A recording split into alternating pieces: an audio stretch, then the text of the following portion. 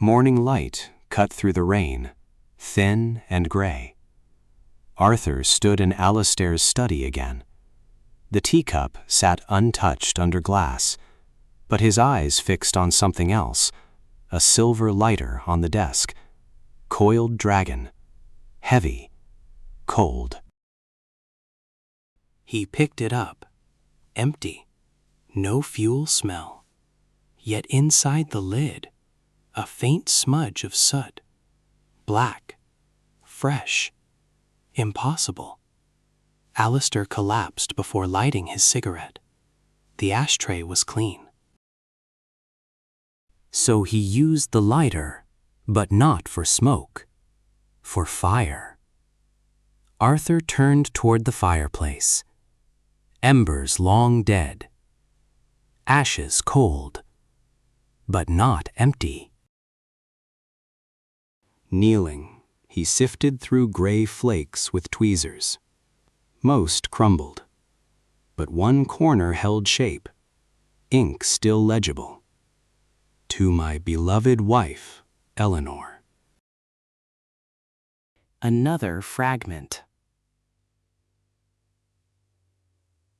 Sole beneficiary of Blackwood Manor and all holdings. Arthur's breath caught. This was a will. And it wasn't the one read yesterday. Yesterday's will named Julian. Only Julian. Everything. Signed and witnessed at 8:45 p.m., just 15 minutes before Alistair died. Too neat. Too sudden. Arthur laid the fragments on his palm. They fit like puzzle pieces. Same paper, same ink, same signature line, partially burned. Alistair signed this one too, then burned it. Why destroy a will that favored Eleanor? Unless someone made him change it. Someone who stood to gain. Someone with that dragon ring.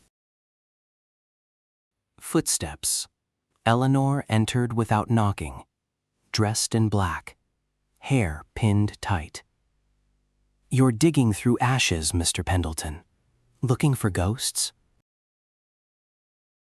Or truths, he said.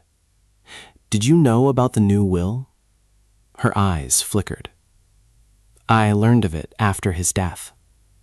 A surprise. To everyone. Even Julian? She paused. Especially Julian. Then she walked to the mantel, traced the stone with one gloved finger. Alistair loved control, even in generosity. Arthur watched her. Gloves hit her hands. No rings. But she knew about the will. Knew it shocked Julian. Knew it shifted everything. He returned to the lighter. Flipped it open. The soot wasn't from a candle. Too fine. From paper. Burning fast. Like someone fed pages into flame. In a hurry. The timing clicked. Alistair drinks tea at 9, dies by 9:15. But the will was signed at 8:45. So between 8:45 and 9, he burned the old one? Alone? Julian claimed he left at 9 sharp. Kitchen staff confirmed seeing him then. But what about 8:50? Who was here? Who watched the paper curl and blacken? Arthur checked the desk drawer. Locked. He picked it. Old trick. Bent wire. Inside, blank will templates. One missing. torn from the pad recently. He compared the paper grain to the ash fragments. Match. Same batch. So Alistair wrote the new will, then burned the old. Voluntarily or under pressure? Pressure leaves marks. Arthur scanned the desk. A slight indentation near the inkwell. Not from writing, from gripping. Hard. Fingers tense. Afraid? He thought of Julian's calm face, his left-handed grip, his inheritance. Too much, too fast. Or just enough to look guilty.